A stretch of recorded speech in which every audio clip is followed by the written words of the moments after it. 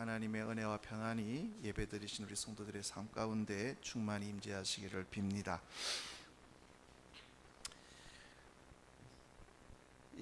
지금 보면 그 벚꽃이 굉장히 이제 만발하고 어제 보니까 그 꽃들이 쫙 떨어지는 모습이 참 너무나 보기 좋더라고요.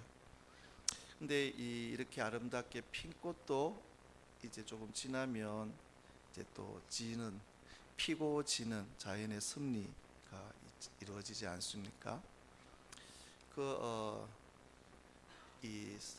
우리가 사순절에 또 시간을 보내면서 또 그 꽃을 보면서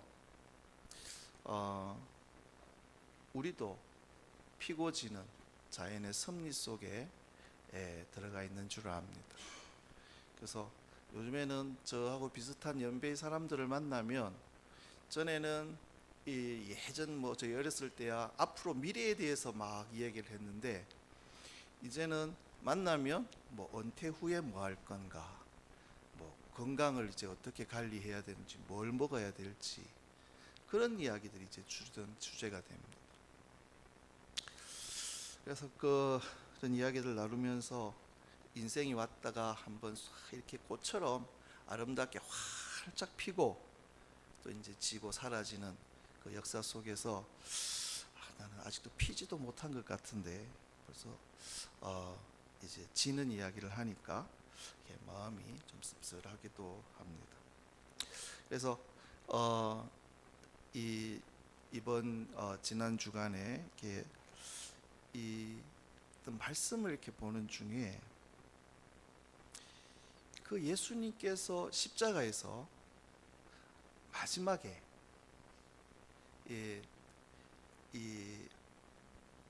다 이루었다고도 말씀하시지만 마지막에 아버지, 내 영혼을 아버지 손에 부탁합니다 하는 늘 읽어왔던 말씀인데, 이 말씀이 딱 눈에 들어오는 겁니다. 제가 아는 어떤 사람은 이 꽃이 지듯이, 여러분 우리가 이 세상을 떠나게 될 때 다 두고 가지 않습니까? 근데 이 육신, 이 육체, 이것도 두고 떠나야 됩니다. 그러면 이제 사랑하는 가족들이 그 뒷일을 맡아서 다 처리를 하지 않습니까? 근데 어떤 분들은 이렇게 해줄 만한 사람이 없는 겁니다. 그러니까 내가 어느 날 이 세상을 떠나게 되면, 이게 영혼이, 생명이 떠나게 되면 이거는 이제 더 이상 어떤 생명 있는 생명체가 아니라 시체가 되지 않습니까? 내 시체를 누가 맡아서 처리해 줄까? 근데 이 없어질, 마치 꽃처럼 떨어져서 사라질 이 우리 육체도, 우리가 이제 새 생명을 떠나게 되면 땅에 파묻거나 태워서 사라지지 않습니까? 근데 우리 육체를 담고 있던 이 영혼, 담겨져 있던 이 영혼이 이 세상을 떠나게 될 때, 나는 과연 내 영혼을 부탁할 그 누군가가 있는지, 오늘 이 말씀을 보면서 우리에게는 내 영혼을 부탁할, 내 영혼을 책임져 주시는 하나님이 계시다는 사실을 여러분 꼭 믿으시기를 바랍니다. 우리는 내 영혼을 부탁할 만한 사람이 있는 그런 사람들입니다. 오늘 본문의 말씀을 보면, 우리를 위해 이 땅에 오신 예수님이 우리를 살리시기 위해서 이제 그 예루살렘에서 십자가를 지시는 그 고난의 그날을 맞이하는 마지막 한 주간에 예수님께서 예루살렘에 입성하시는 장면입니다. 근데 그 모습을 보면 예루살렘이 예수님께서 이 나귀를 타고 그 예루살렘 성에 입성을 하시는데 수많은 인파가 그 예수님을 영접을 합니다. 그 밤트리라 그러죠. 그 뭡니까? 저런 거 비슷한 거 이름이 생각 안 나는데 그걸 들고 나와서 호산나 찬송하리로다 하면서 그 호산나의 뜻이 이게 설명을 드리자면 이게 이 시간이 굉장히 많이 들을 것 같아서 생략을 하는데 이게 우리를 지금 도와주시라고 그 뜻과 함께 환호와 찬양의 의미가 그게 있다는 겁니다. 아무튼 어떤 이유로든 간에 이 사람들이 수많은 인파, 이 6월절 명절날입니다. 그 당시 예수님 당시에 이스라엘 백성들이 6월절을 지키는 이 풍습이 그 성전으로 올라와 성전이 예루살렘 성전이 있는 그 예루살렘으로 다 와서 그 6월절 명절을 지켰다는 겁니다. 그러니까 엄청나게 많은 이 역사학자 요세푸스라는 그분이 쓴 책에 이렇게 보면 그 당시에 양만 25만 6천 마리. 그래서 그걸 사람으로 이렇게 하면 270만. 근데 그게 이 학자들은 그게 좀 많이 부풀려진 숫자라고 하는데 아무튼 그렇게 엄청난 사람들이 그 예루살렘에 모여 있던 그 명절이었던 겁니다. 근데 예수님이 이제 예루살렘 성으로 들어오신다는 이 이야기를 듣고 사람들이 그렇게 나가서 예수님을 환영했던 겁니다.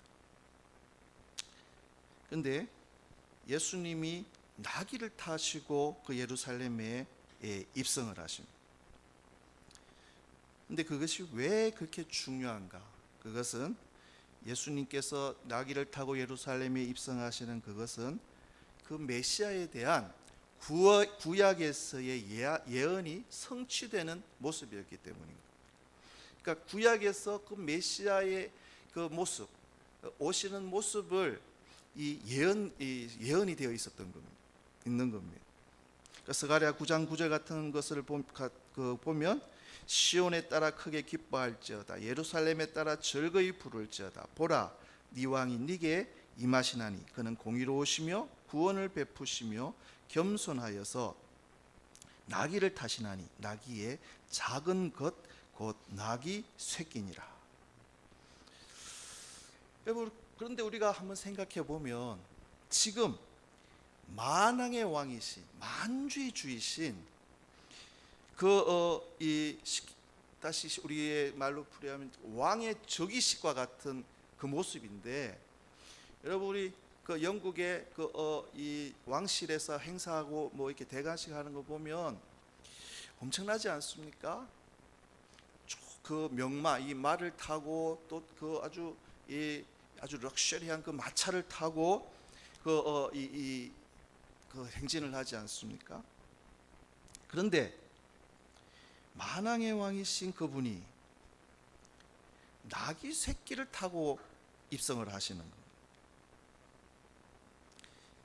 세상의 그 어느 왕도 나귀를 타고 행진하는 왕은 없지 않습니까?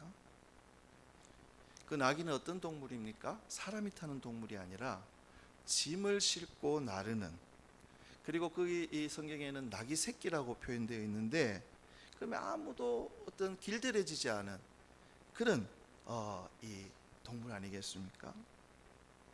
그 위에 누군가 사람이 타면 이 나귀 새끼가 가만히 순하게 있겠습니까?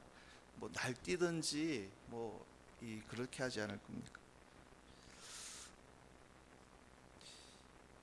이스라엘의 왕이실 뿐만 아니라 만왕의 왕이신 그리고 공의를 행하시고 구원을 베푸실 메시아가 예루살렘에 그 즉위하시는 성에 즉위하시는 그 모습이 사람이 한 번도 타보지 않은 나귀 새끼를 타고 온다라는 것. 그래서 우리의 생각으로는 이해가 되지 않는 그 장면입니다. 그러나 오늘 본문에 보니까 주님은 몸소 나귀를 타셨고 그 나귀는 희한하게도 순종을 합니다.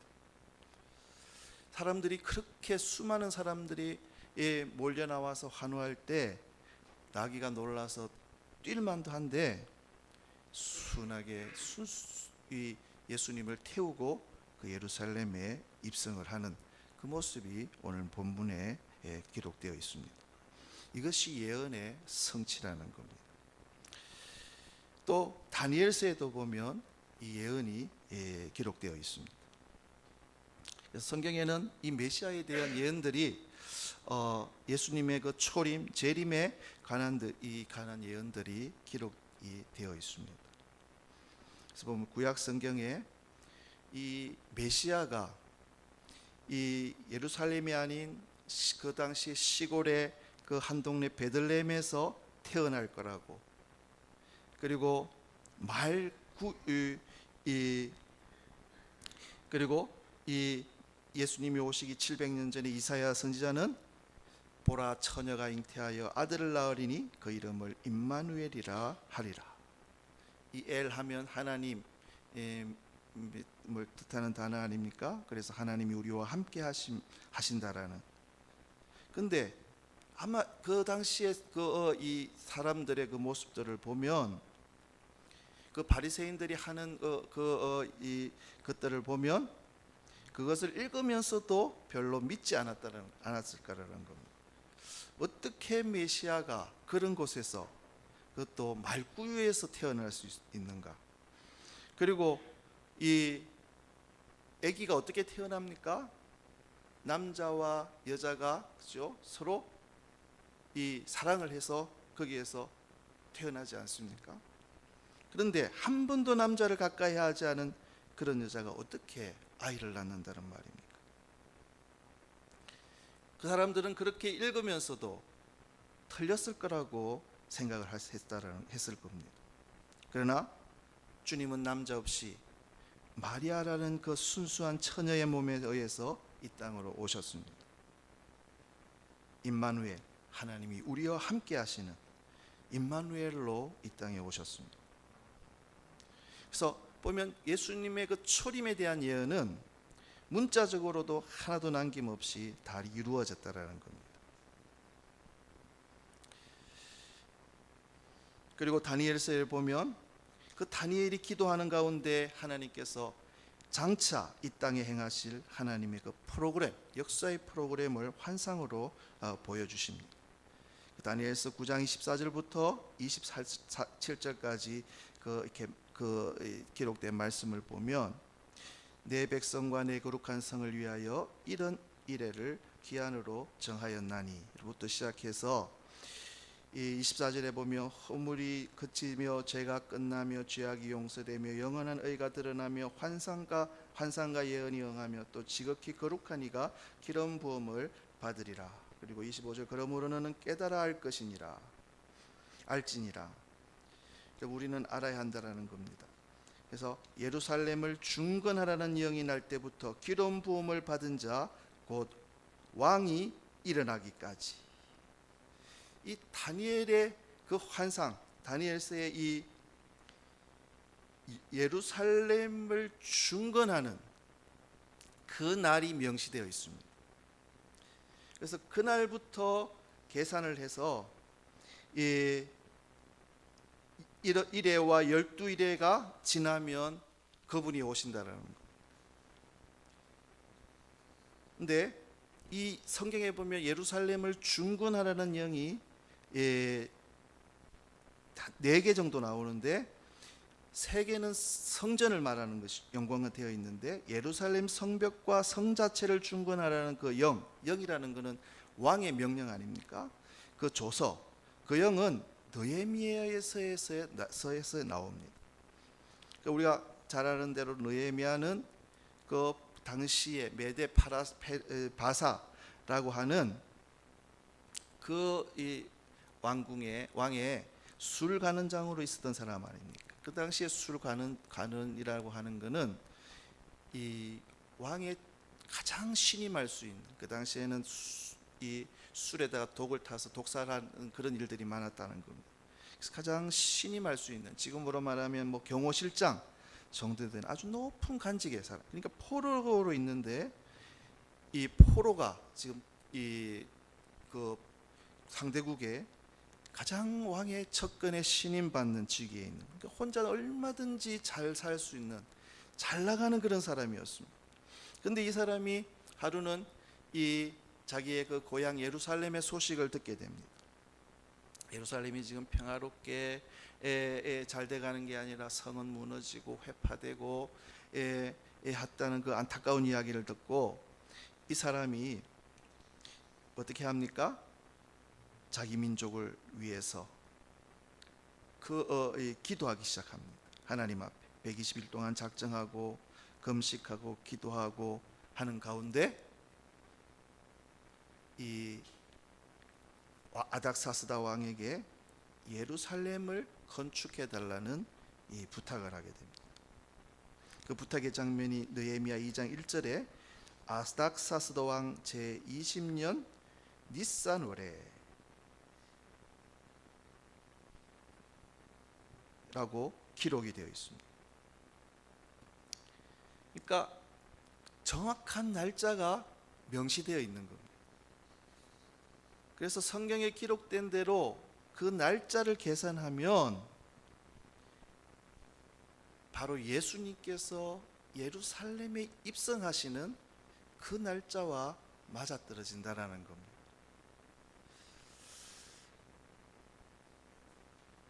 그래서 예수님은 그냥 우연히 이 땅에 오신 것이 아니라 구약에서 예언된 대로 예언의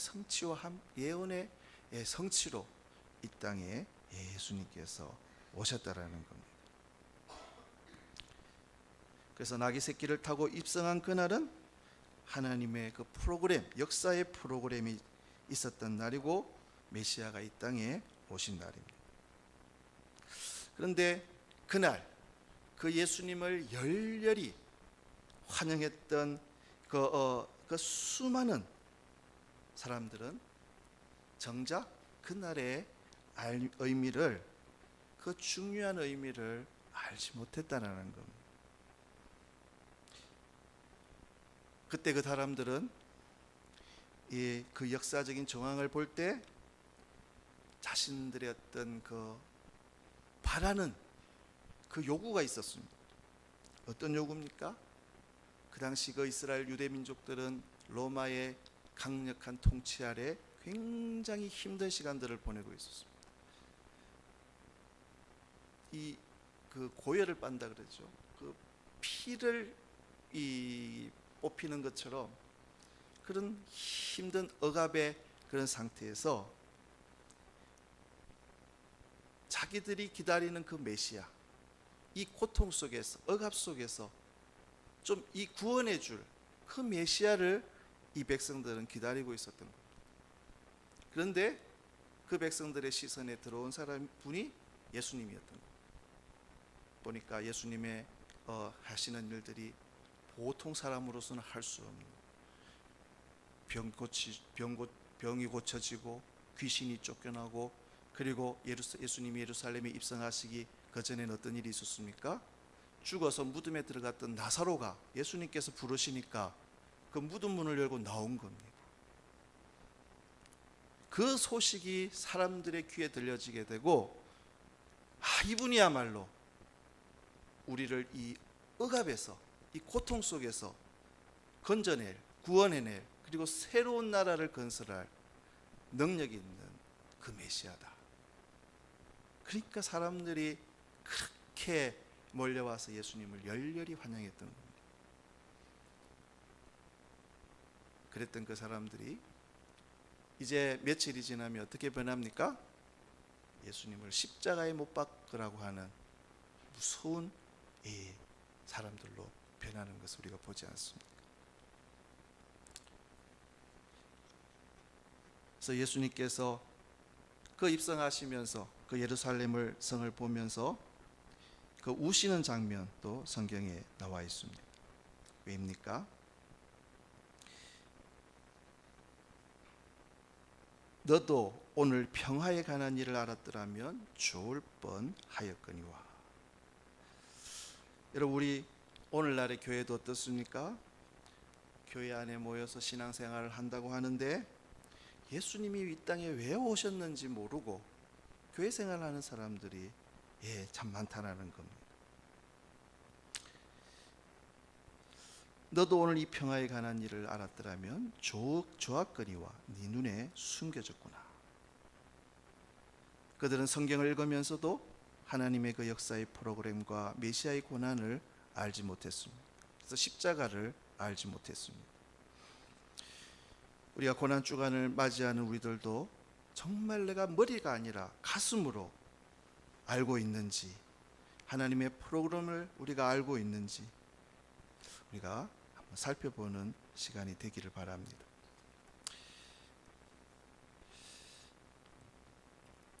이스라엘과 만왕의 왕으로 영광스럽게 성에 입장하신 주님이 드디어 당신의 걸어가실 길을 설명하기 시작합니다. 그런데 그 예수님의 가셔야 할 길은 백성들이 기대했던 그 길과는 너무나 상반되는 길인 것입니다. 메시아가 오면 우리를 이 속국에서 벗어나게 해줄 그분이시다라고 기대했었는데, 그러나 그들의 기도와는 다르게 오늘 본문의 말씀을 보니까 예수님은 십자가의 길을 지금 말씀하십니다. 예수께서 대답하여 이르시되 인자가 영광을 얻을 때가 왔도다. 내가 진실로 진실로 너에게 이르노니 한 알의 밀이 땅에 떨어져 죽지 아니하면 한 알 그대로 있고 죽으면 많은 열매를 맺느니라. 여기서 땅에 떨어지는 밀알은 누굽니까? 주님이십니다. 주님은 지금 자신이 이스라엘의 왕이요 만왕의 왕이요 메시아이지만 자신이 한 알의 밀알로 썩어야 될 것을 말씀하십니다. 그리고 계속해서 25절에 자기의 생명을 사랑하는 자는 잃어버릴 것이요 이 세상에서 자기의 생명을 미워하는 자는 영생하도록 보존하리라. 사람이 나를 섬기려면 나를 따르라. 나 있는 곳에 나를 섬기는 자도 거기 있으리니 사람이 나를 섬기면 내 아버지께서 그를 귀히 여기시리라. 이것이 바로 주님이 걸으신 길이었습니다. 이것이 바로 복음의 핵심입니다. 그것은 바로 십자가의 길이고 저와 여러분이 걸어가야 할 길입니다. 여러분, 우리가 그래서 걸어가야 할 길은 뭡니까? 이 세상에서의 화려함이 아닙니다. 하늘의 밀이 되는 겁니다. 그런데 우리는 이 길을 받아들이기가 참 어렵습니다. 우리가 속한 모든 세상의 길이 주님이 권고하신 그 십자가의 길과는 너무나 상반되기 때문입니다. 세상은 네 인생은 네 것이라고, 내 인생은 내 것이라고 소리칩니다. 무슨 수를 쓰더라도 내 유익을 쟁취하라고 외칩니다. 많이 가져야 행복하다고 우리에게 속삭입니다. 그러나 주님은 우리들에게 말씀하십니다. 만일 그런 세상의 충고를 따라 세상의 사람들과 똑같은 삶의 방식으로 산다면 우리의 삶은 결국 아무것도 손에 쥔 것이 없는, 남는 것이 없는 삶이 될 것이라고 말합니다. 그 길은 넓어서 좋아 보여서 많은 세상 사람들이 그곳으로 가지만 그 마지막에는 낭떠러지요 사망이라고 우리들에게 말씀해 주십니다. 주님이 말씀하신 이 진리에 우리가 귀를 기울여야 하는 이유가 있습니다. 주님은 말씀으로만 가르치신 것이 아니라 친히 삶으로 우리들에게 보여주셨습니다. 그 길을 걸어가셨고 마침내 그분은 영광스럽게 되셨고 그분은 십자가로 말미암아 인류를 구원하셨습니다. 만약에 예수님께서 이 한 알의 밀이 되지 않으셨다면 이 땅에 오셔서 내가 왜 썩어야 되냐고 그날 입성하시면서 당신의 그 권력을 휘두르셨다면 오늘 저와 여러분은 구원받을 수 없었습니다. 사탄의 계획은 정복될 수 없었습니다.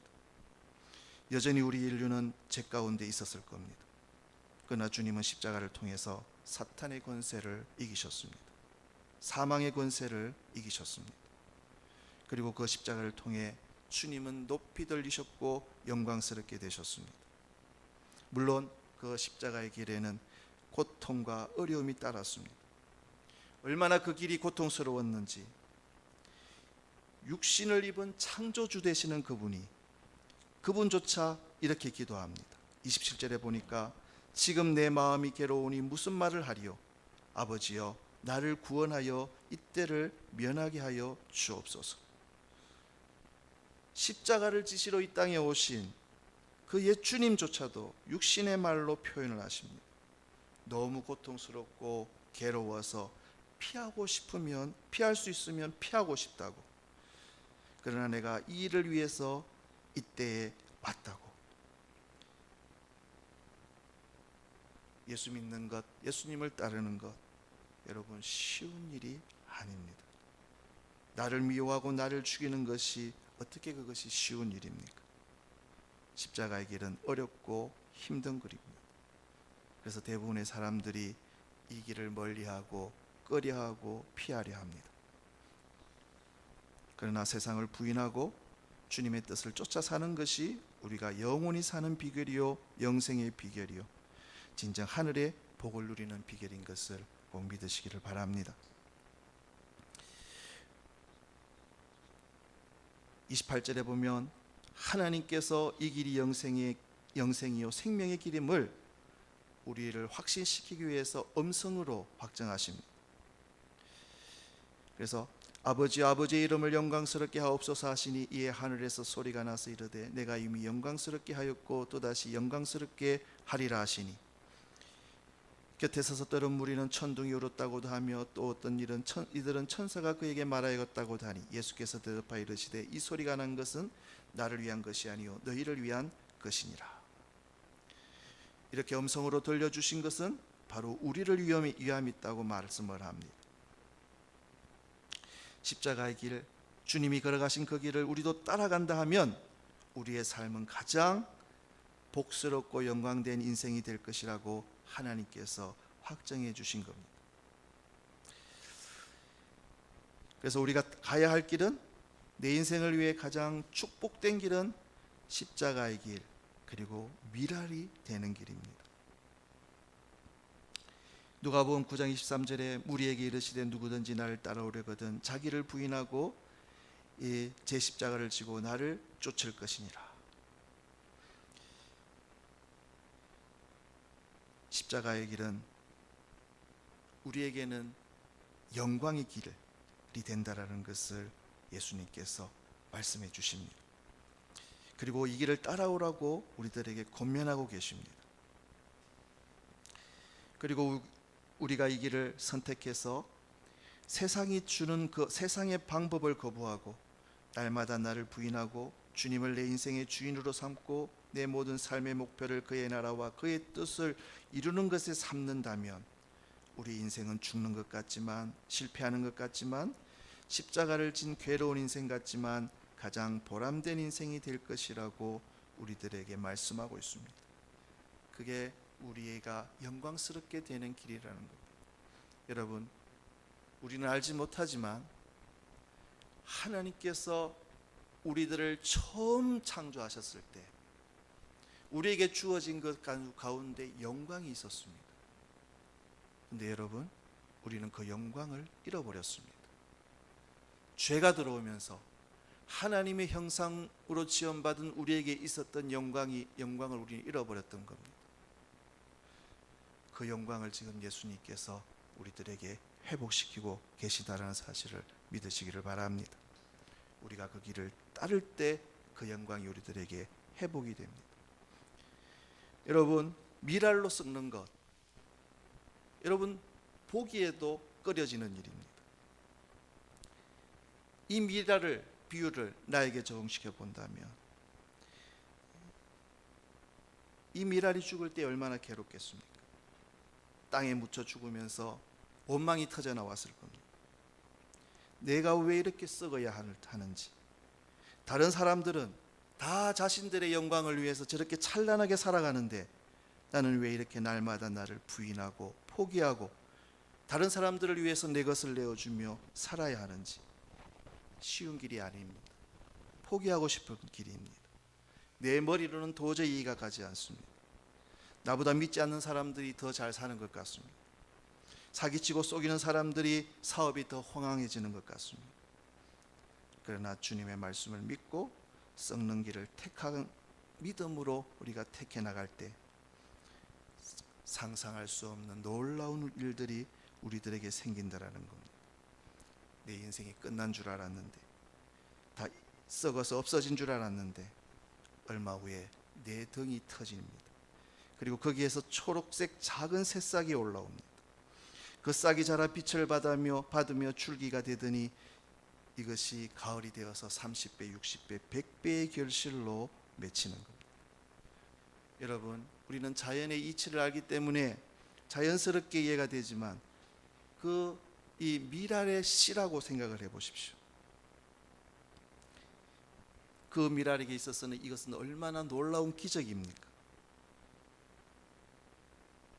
이것이 우리 그리스도인들의 삶이라는 겁니다. 우리 그리스도인들이 죽어서 천국 가는 것만이 아니라 이 땅에 살아가면서 날마다 기적을 맛보며 살아가는 사람들인 줄을 믿으시기를 바랍니다. 이것은 내 지식으로 얻는 기적이 아니라, 내 힘으로 얻는 기적이 아니라, 세상의 방법이, 세상의 가르침이 가는 너무나도 다른 주님이 걸어가신 그 십자가의 길을 따라갔더니 내가 감히 상상도 할 수 없는 기적이 일어나는 삶, 그것이 우리 그리스도인들의 삶이라는 겁니다. 날마다 마음에 사랑이 넘쳐납니다. 어떤 고난도 두렵지 않고 뚫고 이겨냅니다. 남의 것을 탈취하지 못해서 안달이 나는 이 세상 가운데 살면서도 나는 날마다 남에게 더 도와주고 싶고 섬기고 싶고 나누어 주고 싶은 마음이 갈수록 점점 더 커집니다. 그래서 내 마음에는 항상 기쁨이 있고, 나보다 돈이 더 많은 사람도 고민하는데 돈과 상관없이, 내 몸의 어떤 상태와 상관없이 기쁨과 평강이 넘쳐납니다. 나를 만나는 자마다 소망을 얻고, 마음에 깊은 상처가 있던 자들이 나로 말미암아 그 상처를 치유받고, 주님을 만나 그들은 영생을 얻고 함께 사망의 길이 아닌 십자가의 길, 생명의 길을 손을 잡고 달려갑니다. 여러분, 이런 일들은 내가 예수님을 따를 때 나도 모르게 일어나는 일들입니다. 제가 어떤 이 귀한 목사님한테, 어떤 분이 목사님을 굉장히 좋아하던데요. 그러니까 그분이 하시는 말씀이, 나도 왜 그러는지 모르겠는데 그분이 나한테 은혜를 입었다고 그러더라고. 그러니까 자기도 잘 의식하지 못하는 겁니다. 그런데 내가 예수님을 따라 살아갈 때 나를 통해서 시들어가던 영혼이, 죽어가고 이 쓸모없던 영혼들, 사람들이 쓸모있는 사람으로, 생기가 돋아나는 사람으로 내가 예수의 생명을 내 심령에 담고 주님이 가셨던 그 십자가의 길을 걸어갈 때 내 주위에서 일어나게 되는 일들이라는 겁니다. 여러분, 우리 교회에 관련된 일들이 그렇지 않습니까? 우리 교회를 처음 시작할 때 저는 그 자리에 없었지만 이 찬양을 많이 불렀다고 하시더라고요. 우리 오늘 눈물로 하늘의 씨앗을 심는다. 꿈꿀 수 없이 무너진 가슴에 저들의 푸른 꿈 다시 돋아나도록 우리가 함께 땀 흘려 소망의 길을 만든다. 내일로 가는 길을 찾지 못했던 저들 노래하며 달려갈 그 길, 그날에 우리도 보리라. 새벽 이슬 같은 저들 일어나 뜨거운 가슴 사랑의 손으로 이 땅 치유하며 행진할 때 오래 황폐했던 이 땅에 순전한 꽃들이 피어나고 푸른 의의 나무가 가득한 세상 우리 함께 보리라. 우리가 주님을 따를 때 여러분, 우리는 이런 놀라운 이 역사를 보게 될 줄 믿습니다. 우리가 십자가의 길을 가면, 내가 그 십자가의 길을 따르면 나의 인생은 이러한 축복의 인생이 될 것입니다. 하늘의 미달이 그대로 있으면 그냥 없어지지만 제때 썩어야 할 때 썩으면 100배의 계시를 맺는 줄을 믿으시기를 바랍니다. 이것이 오늘 이 고난 주간에 주시는 우리에게 주시는 주님의 메시지인 줄 압니다. 2000년 전 십자가를 통해서 우리를 구원하시기에 처음 오셨던 주님은 장차 이 땅에 다시 오실 겁니다. 그때는 천사장의 나팔 소리와 함께 나귀를 타고 오시는 것이 아니라 구름 타고 오십니다. 처음에는 우리를 구하시기 위해서 겸손하게 나귀를 타고 십자가의 길을 걸으셨던 그 주님은 그날에는 만왕의 왕 만주의 주로 이 땅을 심판하러 오시는 심판의 주로 오십니다. 성경의 예언이 그대로 이루어질 겁니다. 그날 사람들은 둘로 나뉘게 될 것입니다. 저는 우리 하나된 교우들은 이 한쪽에만 있기를 바랍니다. 양과 염소로 나뉘어진다라는 겁니다. 십자가의 길을 따르고 주님의 띠를 따른 사람들은 하나님 앞에서 면류관을 받겠지만 입술로만 이야기하고 교회 안에 있으면서도 여전히 세상 사람들과 똑같은 방법으로 살아가며 십자가의 길을 포기했던 그 사람은 그날이 재앙의 날, 책망의 날, 심판의 날이 될 거라는 겁니다. 아무쪼록 우리 하나된 교우들은 그날이 축복의 날로 만들어 가시기를 바랍니다. 그러기 위해서는 우리가 하늘의 미랄이 되셔야 된다라는 겁니다. 그리고 십자가의 길을 걸어가셔야 된다라는 겁니다. 그 십자가의 길이 천국에는 하나님께서 우리에게 주셨던 그 영광의 길이고 우리에게 복이 됨을 여러분 꼭 믿으시기를 바랍니다. 이 종려주가 주일, 이 고난주간에 이 메시지를 우리가 받아서 우리의 남은 가는 길 동안 이 십자가의 길, 좁은 길을 함께 손잡고 걸어가시는 우리 하나된 교우 되시기를 주의 이름으로 축원드립니다. 기도하시겠습니다.